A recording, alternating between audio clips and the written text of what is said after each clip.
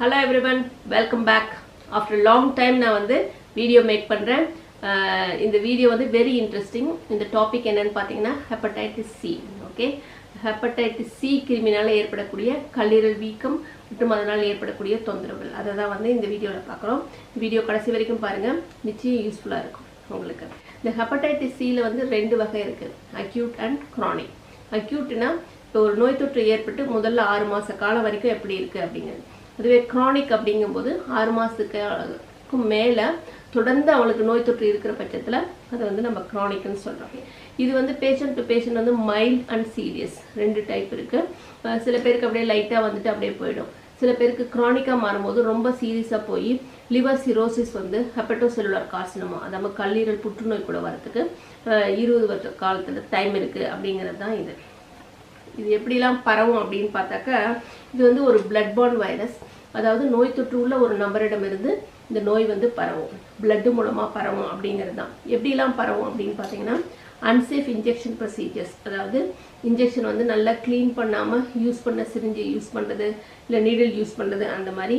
அதுக்கப்புறம் unsafe health care செட்டிங்ஸில் வந்து வரும். அதாவது நோய் தொற்று உள்ள ஒருவருக்கு ஹேண்டில் பண்ணிவிட்டு அதே இன்ஸ்ட்ருமெண்ட்ஸை வந்து நோய் இல்லாத ஒருத்தர் ஹேண்டில் பண்ணும்போது வரக்கூடிய வாய்ப்பு. அடுத்து வந்து சுத்திகரிக்கப்படாத ரத்தம், அதாவது அன்ஸ்க்ரீன்டு ஒரு ப்ராப்பராக ஸ்க்ரீன் பண்ணாத ரத்தத்தை கொடுக்கறதுனாலையும் வரலாம். போதை பழக்கம், நீடில் ஷேரிங் அந்த மாதிரி இருக்கும். அதுக்கப்புறம் செக்ஷுவல் ப்ராக்டிஸ்னால வரலாம். அப்புறம் அம்மா கிட்ட இருந்து குழந்தைக்கு. ஓகே, இந்த மாதிரி முறையில் தான் இது வந்து பரவுது. எப்படிலாம் பரவாது அப்படின்னு பார்த்தோம்னா, பிரெஸ்ட் மில்க் மூலமாக பரவாது ஹெப்படைட்டிஸ் சியை பொறுத்த வரைக்கும். அதுக்கப்புறம் வந்து ஃபுட்டுனால பரவாது, வாட்டர்னால பரவாது, casual contact like hugging, kissing, hand shaking, அதுக்கப்புறம் ஷேரிங் ஃபுட்டு, ஷேரிங் ட்ரிங்க் பாட்டில் அப்படிலாம் வந்து இது பரவாது. அதுக்கடுத்து பார்த்தோம்னா, இப்போ வந்து WHO என்ன சொல்லுது அப்படின்னா, இயர்லி வந்து 1.5 மில்லியன் பீப்புளுக்கு வந்து இந்த புதுசாக நோய் தொற்று வருஷம் ஏற்படுது அப்படின்னு வந்து சொல்கிறாங்க. அதுவே வந்து க்ரானிக் ஹெப்படைட்டிஸ் எவ்வளோ வருது அப்படின்னு பார்த்தீங்கன்னா 58 மில்லியன் பீப்புளுக்கு வந்து வருது இயர்லி அப்படின்னு வந்து சொல்கிறாங்க.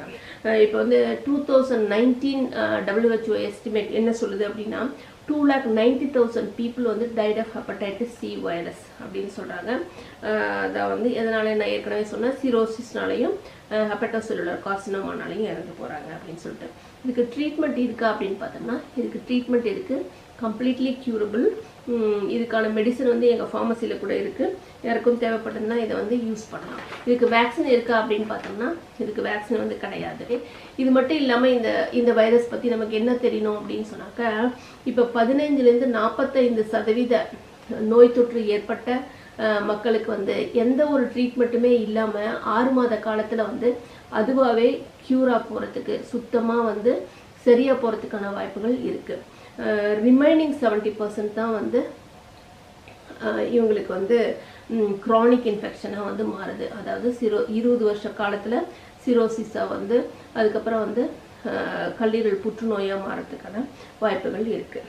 ஓகே, இதுக்கு இவங்களுக்கு வந்து என்னெல்லாம் சிம்டம்ஸ் வரும் அப்படின்னு பார்த்தோம்னா, இந்த இன்குபேஷன் பீரியட் பார்த்தீங்கன்னா 2 வீக்ஸ்லேருந்து 6 months வரைக்கும் இருக்குது இன்குபேஷன் பீரியட். ஸோ வந்து இதில் வந்து 80% ஆஃப் த பீப்புளுக்கு ஆரம்ப காலத்தில் வந்து எந்த ஒரு அறிகுறியுமே வந்து இருக்காது. ஒன்லி 20% மக்களுக்கு மட்டும்தான் வந்து இந்த நோய்க்கான அறிகுறிகள் இருக்கும். அதில் என்ன மாதிரியெல்லாம் இருக்கும் அப்படின்னு பார்த்தீங்கன்னா, காய்ச்சல் வரலாம், ஓகே, கொமட்டல் இருக்கலாம், வாமிட் வரலாம், பசி இருக்காது, யூரின் டார்க் கலரில் இருக்கும், அப்புறம் மோஷன் பார்த்தீங்கன்னா வந்து பேல் கலராக இருக்கும். ஸோ இந்த மாதிரியான அறிகுறிகள் தான் வந்து இந்த நோய் தொற்று ஏற்பட்டவங்களுக்கு இருக்கும். இதுக்கு வந்து டெஸ்ட் இருக்கா கண்டுபிடிக்கிறதுக்கு அப்படின்னு பார்த்தீங்கன்னா இருக்குது. ஆன்டிபாடி பேஸ்டு டெஸ்ட் இருக்குது. அதுக்கப்புறம் வந்து PCR வந்து இருக்குது. ட்ரீட்மெண்ட் நான் ஏற்கனவே சொன்னேன் இது இருக்குது அப்படின்னு சொல்லிட்டு. என்ன மாதிரி ட்ரீட்மெண்ட் அப்படின்னு பார்த்தோம்னா, DAA, அதாவது டைரக்ட்லி ஆக்டிங் ஆன்டிரிட்ரோவைரல் அப்படின்னு சொல்கிறாங்க. இது வந்து யாருக்கெல்லாம் யூஸ் பண்ணலாம்னா, அடல்ட்டுக்கு, அடலசன்ட்டுக்கு, ஈவன் குழந்தைங்களுக்கு 3 years and above with chronic hepatitis இருக்கவங்களுக்கு இந்த ட்ரீட்மெண்ட் எடுத்துக்கலாம். இது வந்து எவ்வளோ காலம் எடுக்கணும் அப்படின்னு பார்த்தீங்கன்னா 12 to 24 weeks எடுத்துக்கணும்.